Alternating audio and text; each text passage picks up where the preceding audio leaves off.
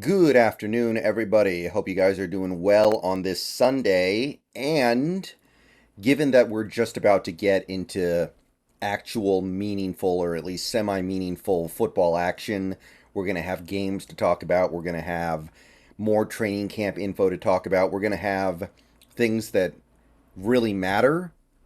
I thought that this might be our last opportunity to take a look at how the NFL at large feels about the players on these Seahawks going into 2023. So, we did quite a bit of this over the slow part of the offseason. We looked at PFF position group rankings, we looked at ESPN player rankings, and I thought that it would be a pretty good idea to finish that up with the NFL Top 100. Now, I've never been a big fan of the NFL Top 100. I think that their rankings are most years I look at the rankings and immediately find like probably 2 dozen things that I think are way off base and not even close.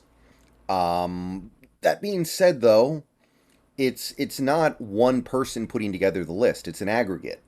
And whenever you're putting together an aggregate, I think that's probably a little more compelling than just one guy putting together the list. So it's still worth looking at, even though I think we all understand that when it gets to the end, there's not going to be any one person out there that is completely satisfied with every single ranking on the list, or even most of them, probably. So let's take a look at what the top 100 players is so far. Now, obviously, they're counting down from 100 to 1, and they're not done yet. As of the recording of this video, they're about halfway through, a little more than halfway through. And the reason why I'm just going to go ahead and put together this video now is because there's no way any Seahawks are going to be on the rest of the list.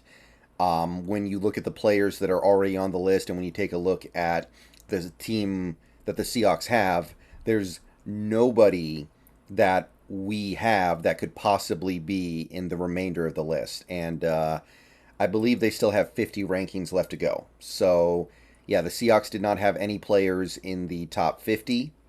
Let's take a look at who they did have. We're going to start with I guess you could call this the honorable mentions.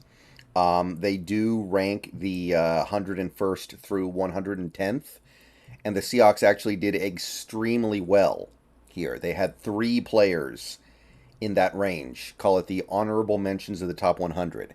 You had Quandre Diggs at 110, you had Jordan Brooks at 102, and you had DK Metcalf at 101. So 3 players out of 10 in the honorable mentions.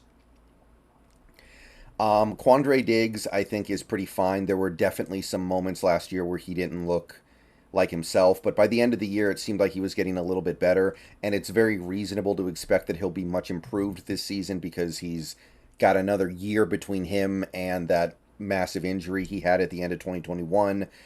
DK Metcalf, I think, should be in the top 100. I will acknowledge, however, that he didn't have his best season the last 2 years. His best season is still by a pretty wide margin 2020. I would say, though, that Metcalf had probably his best game of the season in the playoffs. So that kind of made me forget about some of the during the season issues he had, like the Jets game where he really didn't play well at all. He actually played terribly in that game, or the Rams game where Jalen Ramsey kind of got the best of him. So I do think Metcalf should be somewhere in the top 100. And Jordan Brooks, okay. Yeah. I mean, I don't really know how they're doing this because Jordan Brooks is coming off this devastating injury. So there's no way he's going to be a. Like, I don't even see how you could consider ranking him knowing that he's coming into the season with a massive injury that will probably keep him out for at least some of the season. But even minus that, I I don't see how you could possibly argue that Jordan Brooks is a better player than Quandre Diggs. Even with the way Diggs played last year, there's no way you can convince me that Jordan Brooks is a better player than Quandre Diggs. So that one I really don't agree with in the other direction. I don't think Brooks should be honorable mention or anything. I know he puts up the big numbers, but they're not impactful numbers as far as I'm concerned. Not really, anyway. Well, maybe they're a little impactful, but they're offset very easily by what he's bad at, which he's bad at probably the most important part of the game. But anyway, that's enough. So those are your three guys in the honorable mention category. Um, the list itself, it's kind of hard to find a one like easy to look at page that aggregates all the top 100 rankings so far. They keep splitting it out among like 800 pages, and you have to like click through in order to get to all the rankings, and I didn't want to do that. So somebody was nice enough to put it on Wikipedia. This is obviously just the list so far. So let's start scrolling up here. We're down here at 100 with Devontae Smith. So we're going to scroll up here. Hunting for Seattle Seahawks. We're up to 80, nothing yet. We get into the 70s, and finally we got one. Boom. Geno Smith is ranked 77th on this list, and he is back to back with another Seahawk, Tariq Woolen, at 76. So pretty much everybody who ranks quarterbacks, be it PFF, ESPN, or now the top 100, like basically every website, every pundit that has ranked quarterbacks has basically, with their ranking of Geno Smith, said he needs to do it for one more season. He needs to have another successful season before I buy into it. Because if you take a look at the way Geno played last year, where he led the NFL in completion percentage, had almost 4,300 passing yards, was an efficient runner, 30 touchdown passes, made the Pro Bowl, comeback player of the year, was the best player on a playoff team with a really bad defense, by the way. You put all that stuff together, that is pretty clearly a top 8 quarterback. Like, it's pretty much impossible to debate it, especially when you consider that he didn't have a very good offensive line. He had good receivers, although there was no depth. He had good tight ends, but he didn't have a super stud tight end, and the running back room got completely demolished by injuries. Geno Smith, objectively speaking, had at least a top 8 season of all quarterbacks, maybe top 6, maybe even top 5. I don't really know. It kind of depends on how much you value different things. But Geno Smith had that really good season where he was probably, I'm just going to say it, a top 6 quarterback last year. But they're not giving him credit for that because they want him to do it again because what he did was so different than every other season.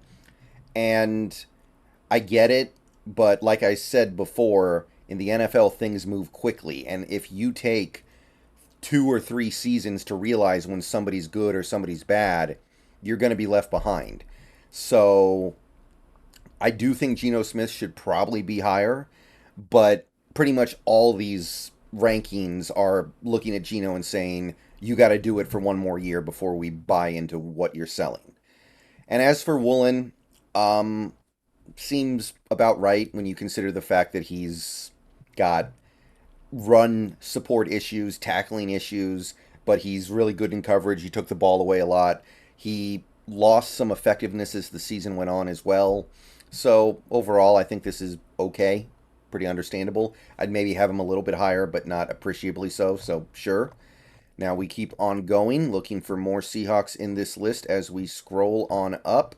And here we go. Boom, Bobby Wagner, the guy who returned from LA after one season cheating on his long faith. Well, not really because we let him go, but I don't know exactly how you'd qualify that in terms of husband-wife relationships, but regardless, he is back from LA and they put him at number 62. Now, this is kind of interesting because last year I guess he was ranked 33rd. So they dropped him almost 30 spots going from last season to this season, even though last season he was pretty clearly better than he was the previous season. I know he didn't have as many tackles, but he was clearly a better player. So I don't know, that's just kind of weird, right? He has a better season in LA than he did in Seattle the prior year, and they drop him 30 spots. Maybe they're factoring in his age, and they think he's going to drop off this year, which that'd be pretty fair. But I don't know. The criteria of this list, I think, gets a little bit muddled sometimes, and not everybody who's voting for it is following the same structure. So Bobby Wagner, 62, sure. Honestly, I would not be surprised if by the end of this year most people thought he should be ranked a little bit lower than this. because I do think age is going to start to be a problem. But this seems relatively appropriate for where Bobby is right now. Sure.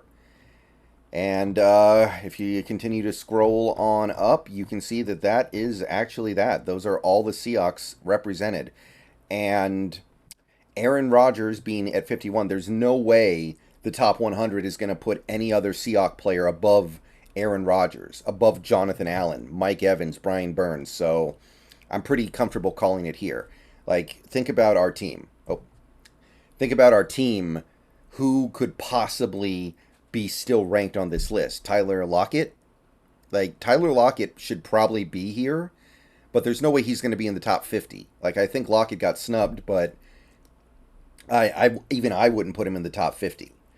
Charles Cross, no, he's still got to prove himself. Abe Lucas, no. Damian Lewis, like, I can't really find any other player who's a realistic candidate. The closest we have is, I guess, Walker and Lockett, and I don't think either of those guys could ever be in the top 50. That would be kind of weird. I would not expect that. But yeah, that's all we got on the list. Overall, I think they did an okay job. Again, I I do think that what I said about trying to get you need to be on top of things, right? Like if you are sitting there as an evaluator of talent, an evaluator of players, and you're saying, okay, I need Geno Smith to do it for 2 years before I give him full credit for it. Okay, but you're going to be left behind then because by the time you realize it, everybody in the world is going to have realized it. And you saying that Geno Smith is a top 8 quarterback or whatever is not going to be anything new. Like, with the way Dak Prescott played last year, does he really deserve to be ahead of Geno? I honestly have a hard time saying yes. Let me know what you guys think. See y'all later. Go Hawks.